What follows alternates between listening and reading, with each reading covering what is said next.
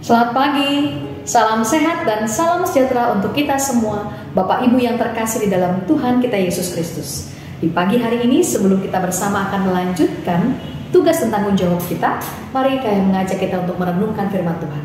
Tapi terlebih dahulu, mari kita berdoa.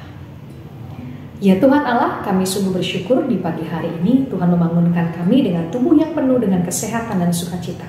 Sebelum kami melanjutkan tugas dan tanggung jawab kami akan mendengarkan dan merenungkan firman Tuhan. Roh Kudus membimbing dan menuntun kami, sehingga firman ini bukan sebatas kami dengar, tapi kami lakukan dengan segera, dimanapun Tuhan percayakan kami berada. Berfirmanlah ya Tuhan, kami siap mendengar dan melakukan firman Tuhan tersebut.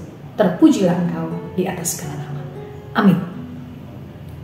Pembacaan Alkitab kita di pagi hari ini terambil dari Mazmur, pasalnya yang ke-81, ayatnya yang ke-12 sampai dengan ayatnya yang ke-13. Demikian firman Tuhan. Tetapi umatku tidak mendengarkan suaraku, dan Israel tidak suka kepadaku. Sebab itu aku membiarkan dia dalam kedegilan hatinya. Biarlah mereka berjalan mengikuti rencananya sendiri. Demikianlah pembacaan Alkitab. Berbahagialah bagi kita yang mendengarkan firman Tuhan dan yang mau melakukannya. Terpujilah Tuhan kita, Yesus Kristus. Indra pendengaran adalah indra yang cukup menarik untuk dipelajari. Menurut penelitian, indra pendengaran adalah indra pertama yang bertumbuh dan bahkan menjadi sempurna ketika masih dalam kandungan, masih dalam bentuk janin. Bahkan di usia 18 sampai dengan 21 minggu, indra pendengaran katanya adalah indra yang pertama-tama menjadi sempurna. Oleh karena itu biasanya ibu hamil suka menempelkan headset atau mendengarkan musik-musik supaya janin yang ada di perutnya juga mendengarkan musik yang terdengar itu. Seseorang masih bisa tertidur terlelap walaupun berada di ruangan dengan suara musik dan suara obrolan yang cukup kencang. Mengapa? Jawabannya adalah karena sebenarnya otaklah yang memutuskan segala sesuatu. Otak juga lah yang memutuskan suara yang benar-benar ingin didengarkan. Jadi ternyata mendengarkan bukan hanya pekerjaan telinga, tetapi juga pekerjaan bagian otak kita. Dalam buku Perjanjian Lama dikenal dengan hukum sebab akibat. Jika maka, misalnya jika umat mendengarkan suara Tuhan, maka ia akan memberkati umatnya. Atau jika umat tidak mendengarkan suara Tuhan, maka ia membiarkan umatnya dalam kedegilan dan berjalan dalam rencananya sendiri. Itulah yang tampak dalam nas kita hari ini.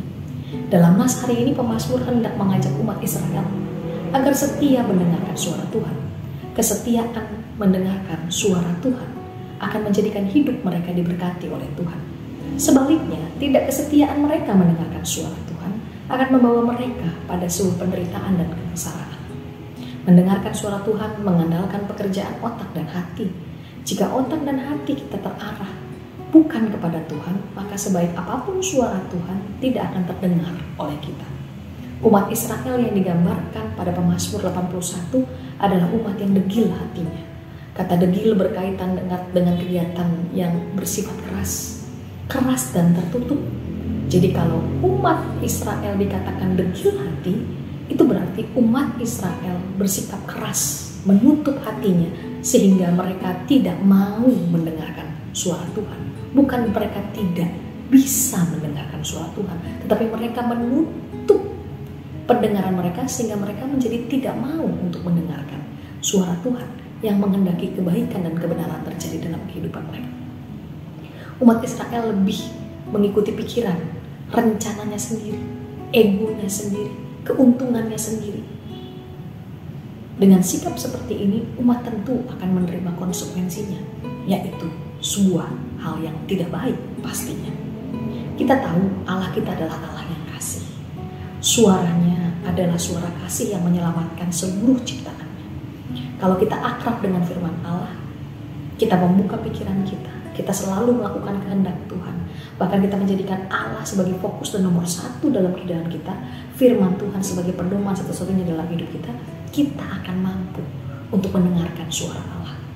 Dan kita juga pasti mau mendengarkan suara Allah. suara yang mengantar kita kepada kehidupan yang baik dan benar. Oleh karena itu, marilah kita terus berjuang untuk selalu mendengarkan suara Allah. Selamat mendengarkan suara Allah. Tuhan Yesus memberkati.